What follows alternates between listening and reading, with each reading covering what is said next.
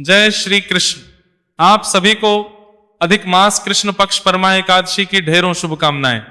प्रिय भक्तों, आज परमा एकादशी का दिन है। आज आपको अवश्य ही श्रीमद् भागवत गीता का 7वां अध्याय श्रवण करना चाहिए। इसे सुन के इसका पुण्य अपने पितरों को अर्पित करना चाहिए। कारण क्या है? शास्त्र कहते हैं कि जब आप इस 7वें अध्याय को श्रवण करते हैं या पढ़ते हैं और उसके बाद पितरों को उसका पुण्य अर्पित करते हैं, जल तर्पण करते हैं, तो आपके पितृ चाहे कहीं घोर नरक में भी क्यों ना हो, वहां उन्हें तृप्ति प्राप्त होती है, मुक्ति प्राप्त होती है। और जब पितृ तृप्त होते हैं तो वो प्रसन्न होते हैं। पितृ दोष, जैसे बड़े बड़े दोष दूर होते हैं, और पितरों की नाराजगी जब दूर होती है तो आपके जीवन के बड़े बड़े संकट कट जाते हैं, दूर हो जाते हैं। और जब पितृ नाराज होते हैं तो आपके जीवन में अनेकों संकट आ जाते हैं। जैसे आप एक एक पैसे के मोहताज हो जाते हैं, अनेकों प्रयास करने के बाद भी या तो व्यापार चलता नहीं, नौकरी मिलती ना मिलती है तो छूट जाती है। इसी प्रकार से संतान उत्पत्ति तक रुक जाती है। अकारण ही पति पत्नी में क्लेश होने लग जाता है, झगड़े होने लग जाते हैं, परिवार टूट जाते हैं। ये सब सूचक होते हैं पितृदोष के, पितरों की नाराजगी के। जब आप पितृ को गीता के 7वें अध्याय का पुण्य अर्पित करते हैं, जल तर्पण करते हैं, तो इससे उन्हें तृप्ति प्राप्त होती है और आपके जीवन के संकटों का नाश होता है। इसीलिए आपको प्रत्येक अमावस्या, संक्रांति और व्यतिपात आदि जो विशेष योग होते हैं उनमें इन कार्यों को करना चाहिए, क्योंकि इन दिनों पर इसका पुण्य बहुत अधिक है। तो आइए, आज पुरुषोत्तम मास के कृष्ण पक्ष की जो विशेष एकादशी है, हम गीता के 7वें अध्याय का श्रवण करेंगे विधि विधान से। पितरों को उसका पुण्य अर्पित करेंगे और जल तर्पण करेंगे। आपसे निवेदन है कि वीडियो गीता के 7वें अध्याय का है, तो कृपया एक बार लाइक अवश्य कर दीजिएगा। आप पितरों को भगवान कृष्ण गोलोक धाम में वासुदेव, इसके लिए कमेंट बॉक्स में अवश्य लिखिए जय श्री कृष्ण या ओम नमो भगवते वासुदेवाय। आप देख रहे हैं ओम साधना टीवी, ज्योतिष संस्थान का प्रतिष्ठित यूट्यूब चैनल ओम साधना टीवी। धार्मिक अगर चैनल पर नए हैं तो सब्सक्राइब कर लीजिए, क्योंकि एक प्रतिष्ठित ज्योतिष संस्थान का चैनल है। यहां जो जानकारी दी जाती है वो ज्योतिष शास्त्र और पंचांग पर आधारित होती है। आइए प्रिय भक्तों, अब भगवान वासुदेव का ध्यान करते हुए पाठ की ओर अग्रसर होते हैं। प्रातःकाल स्नान आदि से निवृत्त होकर स्वच्छ वस्त्र धारण करके और निमित्त कर्म करने के लिए, अपने पितृ को तृप्त करने के लिए, अपने भाग्य को परिवर्तित करने के लिए एक लोटा लीजिए तांबे का, उसमें थोड़ा सा गंगा जल भरिए, फिर शुद्ध जल भरिए, एक पत्ता तुलसी का डालिए, कुशा है तो कुशा डालिए, और आसन लगा के दक्षिण दिशा की ओर मुख करके बैठ जाइए। हम गीता के 7वें अध्याय का पाठ करेंगे, वह पाठ श्रवण कीजिए। पाठ के बाद विधि विधान से संकल्प द्वारा इसका पुण्य पितरों को अर्पित करेंगे। ये पाठ के बाद की क्रिया है, तो हम पाठ के बाद कराएंगे।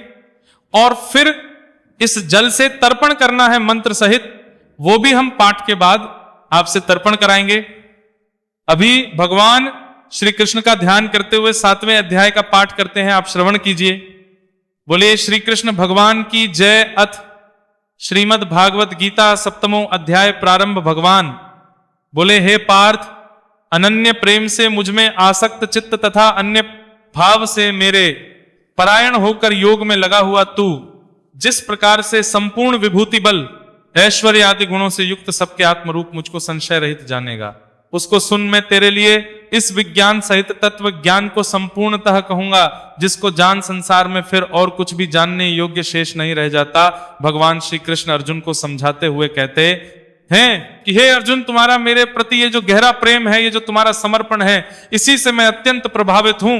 इसीलिए आज मैं तुम्हें वह ज्ञान देने जा रहा हूं, वह तत्व ज्ञान देने जा रहा हूं, जिसको जानने के बाद, सुनने के बाद तुम जान पाओगे कि इस सृष्टि का कर्ता धर्ता रचयिता सब कुछ मैं ही हूं, और तुम ये भी जान पाओगे कि मेरे होने से ही यह सृष्टि है। हे अर्जुन, आज मैं जो तुम्हें ज्ञान देने जा रहा हूं ना, उसके बाद इस संसार में कुछ भी जानने योग्य शेष ही नहीं रह जाएगा। मनुष्य, हे अर्जुन, हजारों मनुष्यों में कोई एक मेरी प्राप्ति के लिए यत्न करता है, और उन यत्न करने वाले योगियों में भी कोई एक मेरे परायण होकर मुझको तत्व से अर्थात यथार्थ रूप से जानता है। भगवान कृष्ण कहते हैं कि अर्जुन, ये जो लोक है ना, भूमंडल है, इस पर अनेकों जीव हैं, अनेकों मनुष्य हैं, पर उनमें से सभी मुझे पाना नहीं चाहते, मुझे जानना नहीं चाहते। कोई विरले होते हैं जिनके भीतर ये जागृति आती है कि वो मुझे समझना चाहते हैं, जानना चाहते हैं, और वो मुझको भजते हैं। और उन विरलों में भी कोई एक होता है जो मुझे यथार्थ रूप से जान पाता है, अन्यथा सब तो जान भी नहीं पाते। हे अर्जुन, पृथ्वी, जल, अग्नि, वायु, आकाश, मन, बुद्धि और अहंकार भी। इस प्रकार से 8 प्रकार के भेदों वाली तो अपरा अर्थात मेरी जड़ प्रकृति है। और हे महाभाव, इससे दूसरी को जिससे यह संपूर्ण जगत धारण किया जाता है, मेरी जीव रूपा परार्थात चेतन प्रकृति जान भगवान कृष्ण कहते हैं कि मेरी 2 प्रकार की प्रकृतियां हैं। एक एक चेतन जड़ प्रकृति जो है उसमें पृथ्वी, जल, अग्नि, वायु, आकाश, मन और बुद्धि आती है।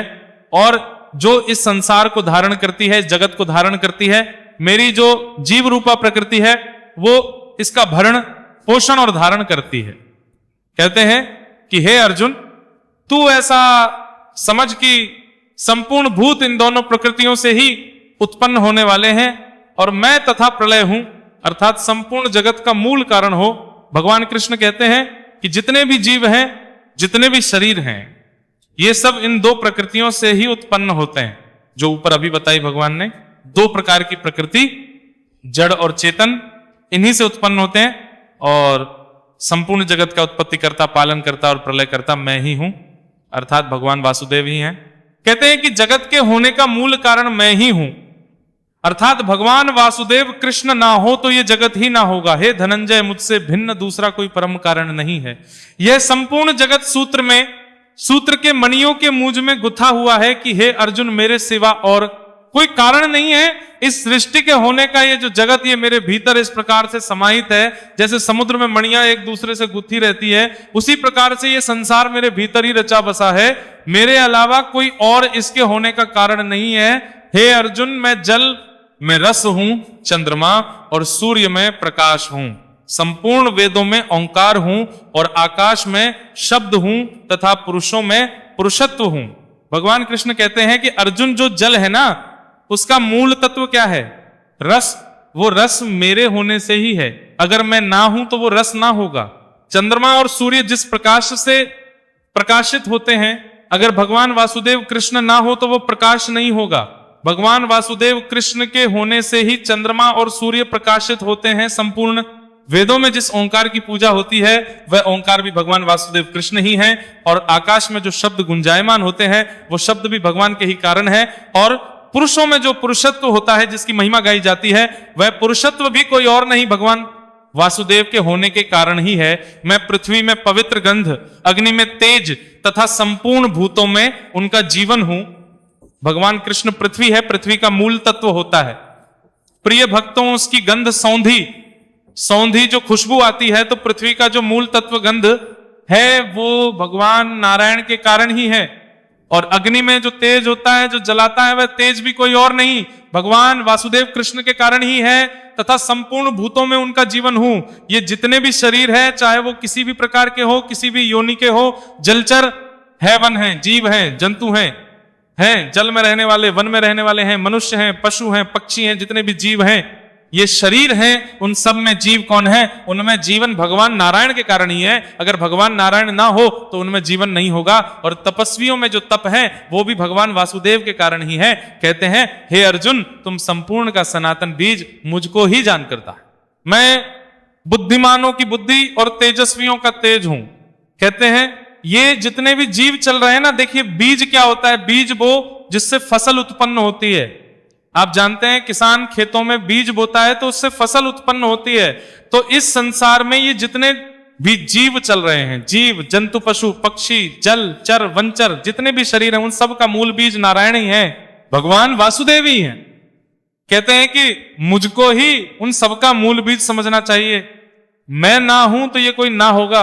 और बुद्धिमानों में जो बुद्धि होती है ना, बुद्धि, वो बुद्धि भी भगवान नारायण के होने से ही है। तेजस्वियों का तेज भगवान वासुदेव ही तेजस्वियों का में तेज का कारण होते हैं। कहते हैं, हे भरत श्रेष्ठ, में बलवानों का आसक्ति और कामनाओं से रहित बल अर्थात सामर्थ्य हूं, और सब भूतों में धर्म के अनुकूल अर्थात शास्त्र के अनुकूल काम हूं। कहते हैं, जो बलवान लोगों में बल होता है ना, वो बल भी भगवान वासुदेव के होने के कारण ही है। भगवान वासुदेव ना हो तो बलवानों में वह बल नहीं होगा। कामनाओं से रहित सामर्थ्य और जो बल है, वो भगवान के होने के कारण ही है। और भी जो सत्व गुण से उत्पन्न होने वाले भाव है, जो रजोगुण से उत्पन्न होने वाले भाव है, तमोगुण से होने वाले भाव है उन सबको तू मुझसे ही होने वाले हैं ऐसा जान, परंतु वास्तव उनमें मैं और वे मुझ में नहीं है। भगवान कृष्ण कहते हैं कि हे अर्जुन, सतगुण से उत्पन्न होने वाले जो भाव हैं, रजोगुण से होने वाले भाव हैं या तमोगुण से होने वाले भाव हैं, वो सब मुझसे ही उत्पन्न होने वाले हैं ऐसा जानना चाहिए। परंतु वास्तविकता यह है कि ना तो वो मेरे भीतर विद्यमान है और ना मैं उन तीन गुणों में वास करता हूं। यही कारण है कि जिनमें ये तीन गुण होते हैं उन्हें मुक्ति प्राप्त नहीं होती, इसीलिए पर उठना पड़ता है भगवान वासुदेव को। ये तीनों गुणों में वास करने में तनिक भी अच्छा नहीं लगता, वो वास ही नहीं करते। कहते हैं गुणों के कार्य रूप सात्विक, राजस और तामस, इन तीनों प्रकार के भावों से ये सारा संसार प्राणी समुदाय मोहित हो रहा है, इसलिए इन तीनों गुणों से परे मुझ अविनाशी को नहीं जानता। भगवान कृष्ण कहते हैं कि हे अर्जुन, ये सत, रज और तम तीन प्रकार के जो गुण कहे हैं ना, मैंने तीन प्रकार के जो भाव कहे हैं, ये सारा संसार जो है इन तीन गुणों के प्रभाव में इस प्रकार से रच बस गया है कि इनको बाकी कुछ दिखाई ही नहीं देता। ये पूरा संसार प्राणी समुदाय इसी से मोहित हुआ रहता है, और यही कारण है कि इन तीनों गुणों से परे मुझे अविनाशी को नहीं देख पाते। क्यों? क्योंकि भगवान वासुदेव इन तीनों गुणों से परे है। उनको अगर जानना है, भगवान विष्णु को भजना है, भगवान वासुदेव को जानना है, तो आपको इन तीनों गुणों से परे होना होगा। देवी होशा गुणमयी मम माया धृत्य मामे वह माया। हे अर्जुन, क्यों? क्योंकि ये अलौकिक अर्थात अति अद्भुत त्रिगुणमयी मेरी माया बड़ी दुष्ट है, परंतु जो पुरुष केवल मुझको ही निरंतर भजते हैं, भगवान कृष्ण कहते हैं कि ये जो मनुष्य है मुझे क्यों नहीं जान पाता, क्यों नहीं देख पाता? इसका कारण है मेरी त्रिगुणमयी मेरी माया। मेरी जो माया है तीन गुणों वाली, ये बड़ी कठोर है। अर्जुन, ये माया सबको मोहजाल में फंसा के रखती है, सबको इस प्रकार से प्रभावित करके रखती है कि उस मोहजाल से ये मनुष्य बाहर ही नहीं निकल पाता, और इसी कारण से मुझे जान नहीं पाता। मुझे जान नहीं पाता तो मुझे भज नहीं पाता। परंतु हे अर्जुन, फिर भी जो केवल मुझको ही निरंतर भजते रहते हैं, वे इस माया को उल्लंघन कर जाते हैं। कहते हैं ऐसा नहीं है कि कोई मुझे भज ही नहीं पाता या मुझे जान ही नहीं पाता। कुछ ऐसे विरले मनुष्य भी होते हैं जो इस माया के भाव से प्रभाव से बाहर निकल पाते हैं, और जो मनुष्य इस माया से बाहर निकल पाते हैं, जो मुझे भजते हैं, वो मुझे प्राप्त हो जाते हैं। वे इस माया का भी उल्लंघन कर जाते हैं। जो मुझे भज लेते हैं वो मनुष्य इस माया के प्रभाव से बाहर हो जाते हैं और इस संसार से तर जाते हैं। हे अर्जुन, माया के द्वारा जिनका ज्ञान हरा जा चुका है, ऐसे आसुर स्वभाव को धारण किए हुए मनुष्यों में नीच दूषित कर्म करने वाले मूढ़ लोग मुझको नहीं भजते। भगवान श्री कृष्ण के अर्जुन, ये जो मनुष्य है ना, जब इन पर माया का प्रभाव हो जाता है, माया के प्रभाव में आ जाते हैं, उन तीन गुणों के प्रभाव में आ जाते हैं, तो ऐसे मनुष्यों का जो स्वभाव है वो असुरों के जैसा हो जाता है। और जब इनका स्वभाव आसुरी हो जाता है, असुरों के जैसा हो जाता है, तो ये मनुष्य नीच कर्म करने लगते हैं, दूषित कर्म करने लगते हैं। और जब ये नीच और दूषित कर्म करने लगते हैं ना, तो ऐसे लोग मूर्ख हो जाते हैं और वो भगवान वासुदेव को नहीं भजते, भगवान कृष्ण को नहीं भजते, भगवान नारायण को नहीं भजते। हे भरतवंशियों में श्रेष्ठ अर्जुन, उत्तम कर्म करने वाले अर्थार्थी, अर्थ, जिज्ञासु और ज्ञानी, ऐसे चार प्रकार के भक्तजन मुझे भजते हैं। भगवान श्री कृष्ण अपने भक्तों का एक विशेषता बता रहे हैं कि किस प्रकार के उनके भक्त हैं।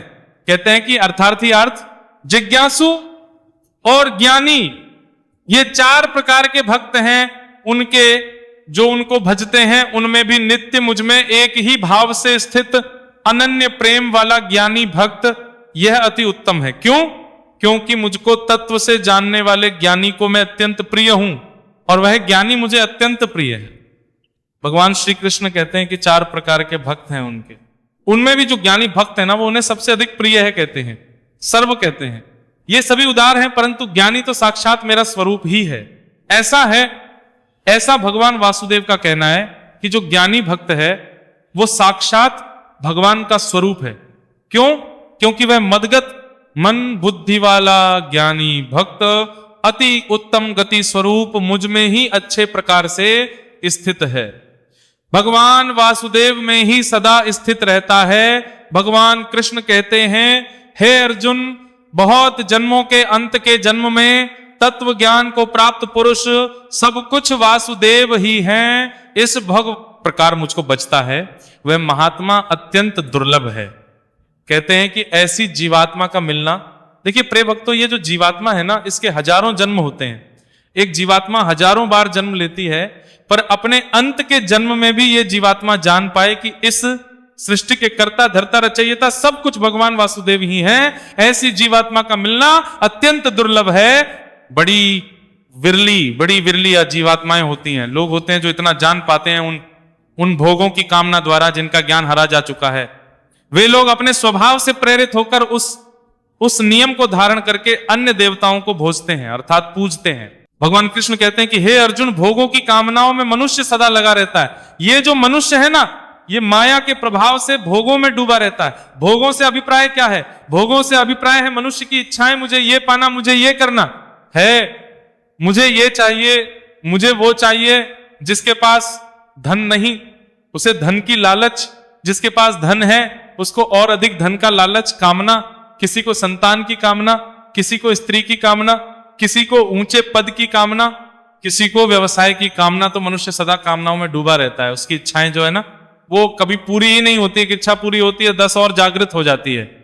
तो कहते हैं कि कामनाओं के द्वारा इस मनुष्य के चित्त का ज्ञान का हरण हो चुका है और इसी वो अपने स्वभाव से प्रेरित होकर अब उसका, क्योंकि स्वभाव ऐसा हो गया है, अलग अलग कामनाओं को पूरा करने में लगा रहता है, इसीलिए उस नियम को धारण करके अन्य देवताओं को भजते हैं।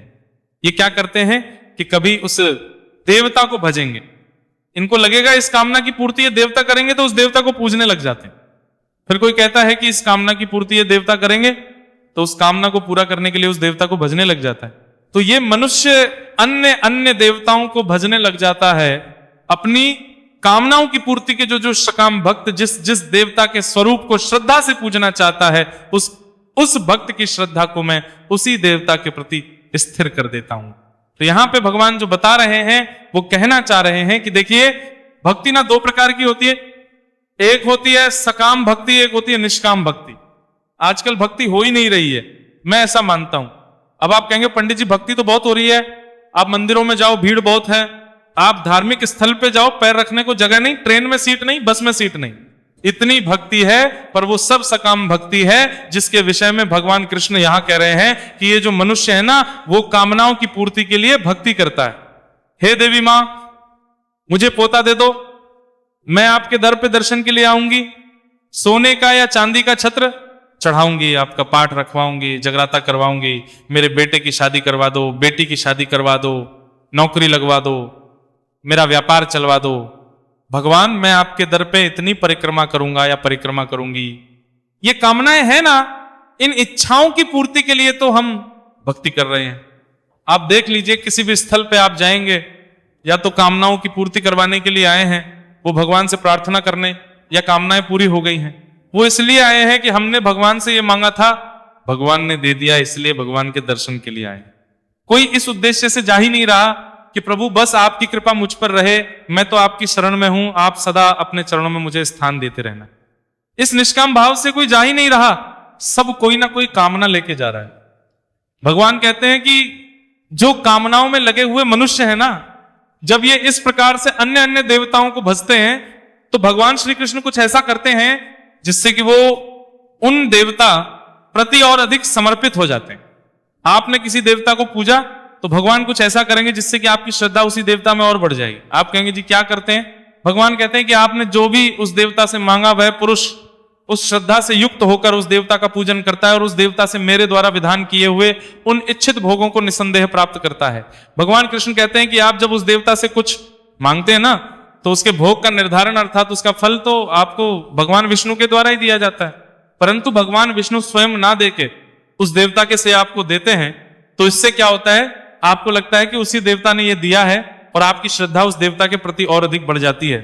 ये भगवान विष्णु करते हैं, कहते हैं कि वो उस देवता के माध्यम से दे देते हैं, जबकि विधान वो भगवान नारायण के द्वारा ही होता है और इससे उस देवता के प्रति आपकी श्रद्धा और अधिक बढ़ जाती है। भगवान कृष्ण कहते हैं परंतु उन अल्प बुद्धि वालों का वो जो फल है वो नाशवान है तथा वे को पूजने वाले देवताओं को प्राप्त होते हैं और मेरे भक्त चाहे जैसे ही बजे मुझे ही प्राप्त होते हैं। भगवान कृष्ण कहते हैं कि ये जो भक्त मांगते हैं ना सकाम भक्ति में, ये तो आज नहीं तो कल नष्ट हो जाना है, अंत में मुझे वही प्राप्त होता है जो मेरा भक्त होता है। बाकी जो भक्त हैं वो अन्य देवताओं को प्राप्त होते हैं। अर्थात उनकी मुक्ति नहीं होती है।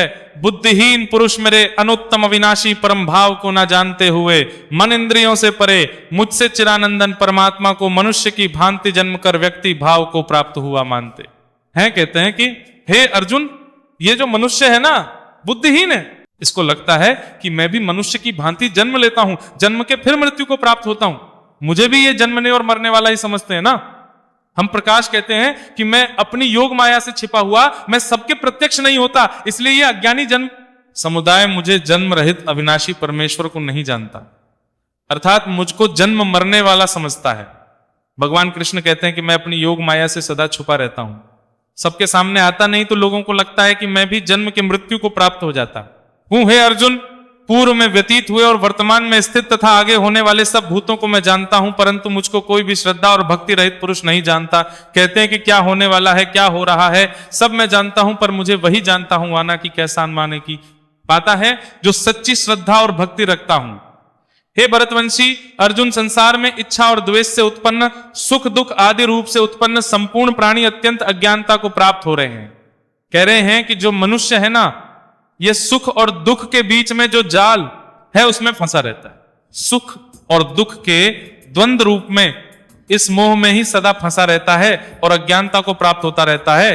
परंतु निष्काम भाव से श्रेष्ठ कर्मों का आचरण करने वाले जिन पुरुषों का पाप नष्ट हो गया है, वे राग द्वेष जनित द्वंद्व रूप मोह से मुक्त दृढ़ निश्चयी भक्त मुझको सब प्रकार से बचते हैं, जिनका भाव है, जो निष्काम भाव से काम कर रहे हैं, पूजन कर रहे हैं, भक्ति कर रहे हैं, कर्मों का आचरण कर रहे हैं, श्रेष्ठ कर्मों का, ऐसे लोगों का पाप जो है ना नष्ट हो जाता है, उनका चित्त शुद्ध हो जाता है। और जब उनका चित्त शुद्ध हो जाता है तो वो सारे द्वेषों से, मोह से मुक्त हो जाते हैं और वो भगवान नारायण को भजते हैं।